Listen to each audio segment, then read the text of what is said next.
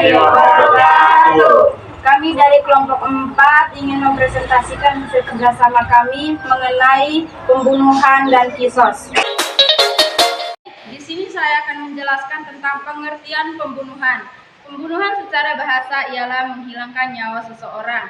Sementara secara istilah, pembunuhan ialah perbuatan manusia yang menghilangkan nyawa seseorang, baik dengan sengaja maupun tidak sengaja, baik dengan menggunakan alat yang mematikan maupun dengan alat yang tidak mematikan. Baik, di sini saya akan menjelaskan tentang macam-macam pembunuhan dan hukumannya. Yang pertama, pembunuhan sengaja. Hukum bagi pelaku pembunuhan sengaja adalah kisas, yaitu pelaku harus diberikan sanksi yang berat. Dalam hal ini, hakim menjadi pelaksana. Kisas keluarga korban tidak diperbolehkan, main hakim sendiri. Jika keluarga korban memaafkan pelaku pembunuhan, maka hukumannya adalah membayar diat. Mughalazah atau denda berat yang diambilkan dari harta pembunuh dan dibayarkan secara tunai kepada pihak keluarga. Selain itu, pembunuh juga harus menunaikan kafarah. Yang kedua, pembunuhan tidak sengaja. Pelaku pembunuhan seperti sengaja tidak dikisas, ia dihukum dengan membayar diat mughalazah atau denda berat yang diambilkan dari harta keluarganya dan dapat dibayarkan secara bertahap selama 3 tahun kepada keluarga korban.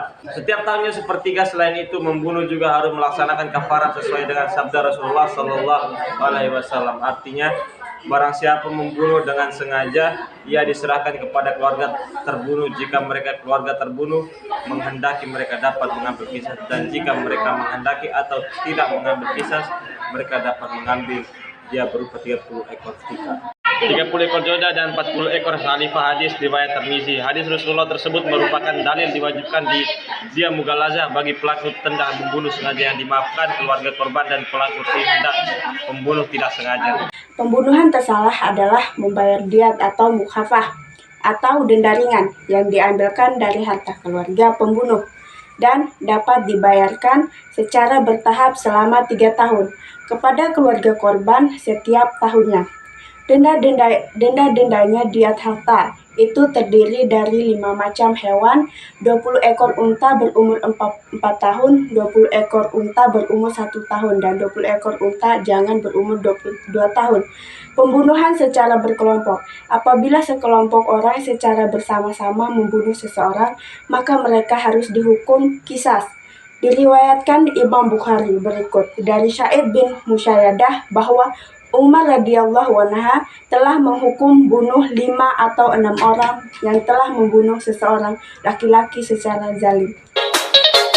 Dasar hukum dilarangnya melakukan pembunuhan terdapat dalam Quran Surah Al-Isra ayat 33 yang berbunyi, وَلَا تَقْتُلُوا النَّفْسَ الَّتِي حَرَّمَ اللَّهُ إِلَّا بِالْحَقِّ وَمَنْ قُتِلَ مَظْلُومًا فَقَدْ جَعَلْنَا لِوَلِيِّهِ سُلْطَانًا فَلَا يُسْرِفْ فِي الْقَتْلِ إِنَّهُ كَانَ مَنْصُورًا. Artinya, dan janganlah kamu membunuh orang yang diharamkan Allah atau membunuhnya, kecuali dengan suatu alasan yang benar, dan barang siapa yang dibunuh secara zalim, maka sungguh kami telah memberikan kekuasaan kepada walinya. Tetapi janganlah walinya itu melampaui batas dalam pembunuhan. Sesungguhnya dia adalah orang yang mendapatkan pertolongan. Untuk kasus pembunuhan yang ada di Indonesia tahun 2019, pembunuhan ini terjadi pada awal Januari tahun 2019. Nita Jong, umur 56 tahun, warga Citra Garden, Kalideres, Jakarta Barat, ditemukan tewas di perkebunan karet PTPN 8, Blok Jalubang, Kampung Cikuda, Desa Lengkong, Kecamatan Subang, Rabu, tanggal 2 bulan 1 2019, sekitar pukul 09.00 waktu Indonesia Barat. Saat ditemukan warga, di tubuh korban terdapat luka melingkar di bagian leher yang diduga bekas cekikan. Setelah melakukan serangan pemeriksaan, aparat kepolisian Polres Subang akhirnya berhasil menangkap pelaku pembunuh korban, yakni DSO umur 58 tahun yang tak lain adalah suaminya sendiri. Pelaku dibekuk di KM 62 Tol Cipularang. Setelah polisi melakukan pelacakan nomor telepon pelaku, kepada polisi pelaku mengaku bahwa ia nekat membunuh istrinya karena kena kesal dia ngomelin istri terus gara-gara banyak utang. Kapolres Subang AKBP M. Joni mengatakan korban dibunuh suaminya di kediamannya pada Senin 31 Desember 2019 sekitar pukul 16.00 waktu Indonesia Barat. Setelah mengeksekusi korban, pelaku sempat panik dan bingung Jasad korban kemudian ia memasukkan ke kendaraan miliknya. Pelaku lalu berkendara dengan membawa jasad korban di dalam kendaraannya selama 3 hari. Selama 3 hari itu, pelaku berkendara ke Surabaya, Bandung, Indramayu, hingga akhirnya membuang jasad korban di Subang. Kapan pembunuhan itu terjadi? Pembunuhan itu terjadi pada awal Januari tahun 2019. Di mana mayat itu ditemukan dan pada jam berapa?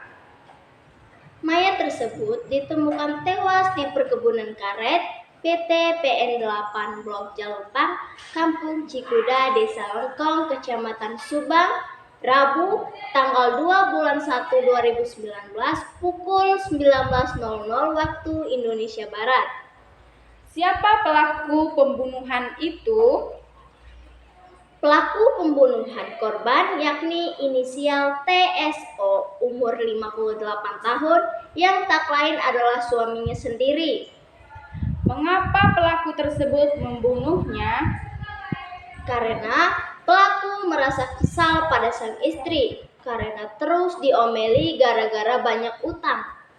Berapa hari pelaku membawa korban?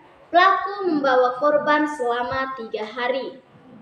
Bagaimana hasil serangkaian pemeriksaan yang dilakukan oleh kepolisian? Setelah melakukan serangkaian pemeriksaan, aparat kepolisian Polres Subang akhirnya berhasil menangkap pelaku pembunuhan korban yakni TSO umur 58 tahun yang tak lain adalah suaminya sendiri. Jadi, kesimpulan dari kasus tersebut ialah kasus tersebut merupakan pembunuhan secara sengaja. Dan hukuman bagi pelaku pembunuhan secara sengaja ialah hukuman pidana Islam memberikan sanksi pidana pembunuhan yang disengaja berupa kisos, yaitu hukuman yang sama dengan perbuatan yang telah dilakukannya.